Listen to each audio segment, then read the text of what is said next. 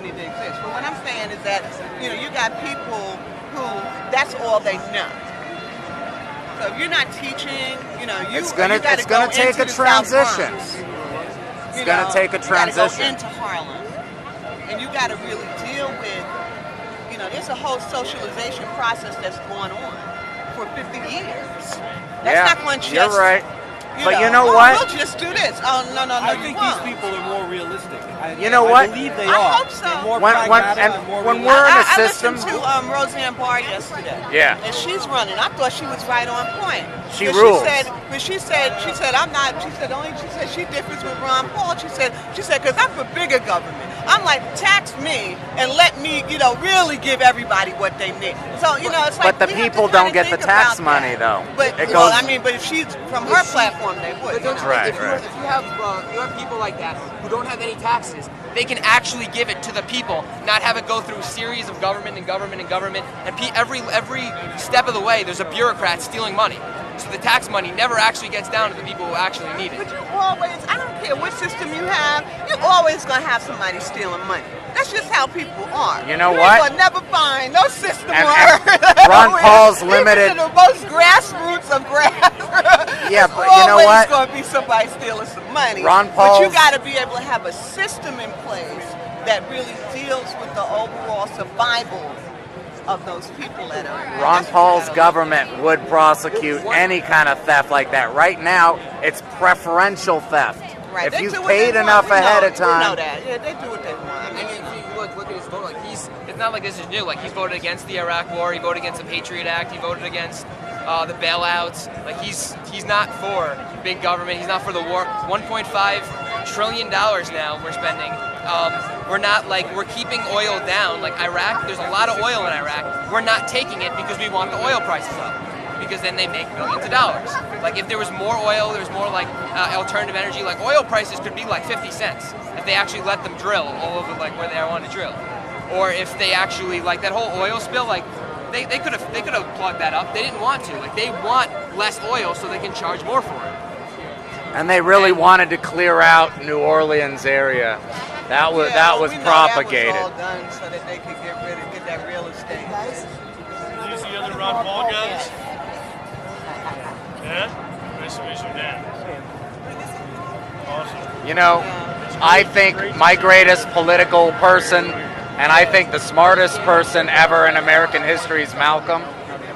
And that's why I support Ron Paul. I mean, like I said, when you look at, Malcolm X, when you look at the 10-point program that the Panther Party put out, all of that was really about self-sufficiency. But, you have to also realize that this country is built on racism, discrimination, and started on the backs of slaves.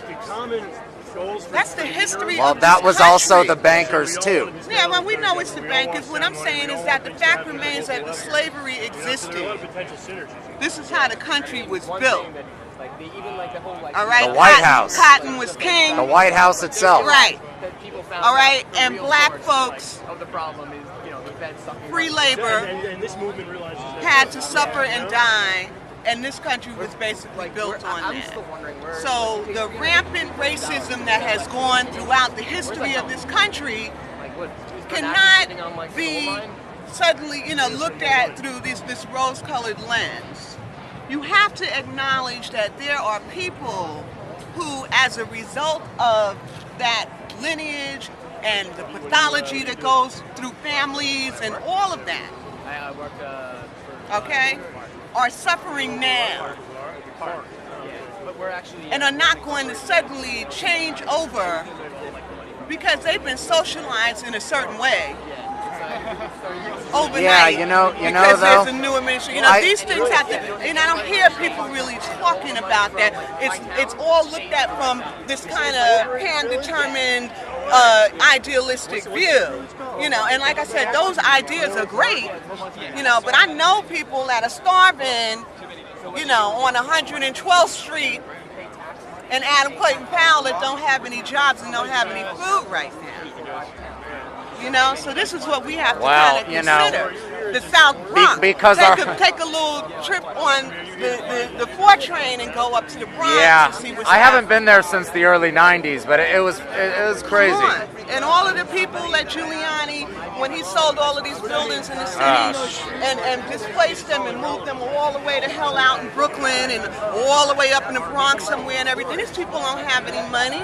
They're not getting hired. They don't have access. They're not getting educated. They're they don't not have free. skills. So they're, you know, if you're going to tell somebody we're going to take away your food stamps, you're going to have a damn riot on your hand out here. But he said he won't. That's the last thing he'd do So until the it needs system to be is set up and considered, people are taken those care things of. have to be considered. I don't hear that talk. You know what I mean? I just believe You gotta think about people are so brainwashed by the media and the schools, and I believe it's all controlled by the bankers. It's hard to think outside the box. We know that. But things can change really fast. We You know that. don't know. No, let me tell you something. Black folks can tell you all about the banks and the crooks and you know, we know that. That ain't nothing new to us. But what I'm saying is you have to consider the socialization aspect. That has to be considered. It has to be considered. The way that people, the line of thinking. I'm not saying that people want dependency. You know, there are many people who have come up with all sorts of people that have come up in the black community that have all sorts of innovative ideas, creative ideas, artistic ideas, business ideas and all that, but they don't have the money for it. Or the training or the skills to really make it viable. But you can't just think that that's going to suddenly develop overnight. No, not overnight. Right, Hell no. You know, and that's I was just talking to a dude yesterday about say hip hop used to be X-Clan, Paris, Public Enemy.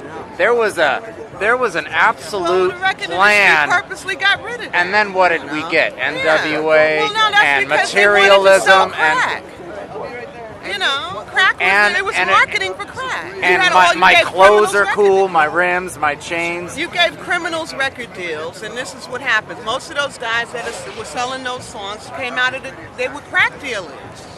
They were drug dealers, so they got record deals, and they were financed, and we know that. And they promoted going to jail as cool. Right. Because the people who bring the drugs into the country, which are not black people, okay, they had to make their money. So they're Military helicopters. Fly these drugs here. How they gonna sell it if they don't market it? So that's the most effective way of doing that. Put it on MTV, let me market. Or even those are all drug commercials, basically. even the Oval Office. Do you remember? You remember George Bush had the big crack rock in the Oval Office? His Going, I ranch bought was this right across the street at the his park. ranch was the drop-off point for the drugs. Hope. The helicopters used to land right there down there in Texas and drop the stuff off. So in Mena, Arkansas. Bill Clinton was Bush's drug buddy. It all came into Arkansas. What's your name? All right, brother Dan. William. Right on. So that's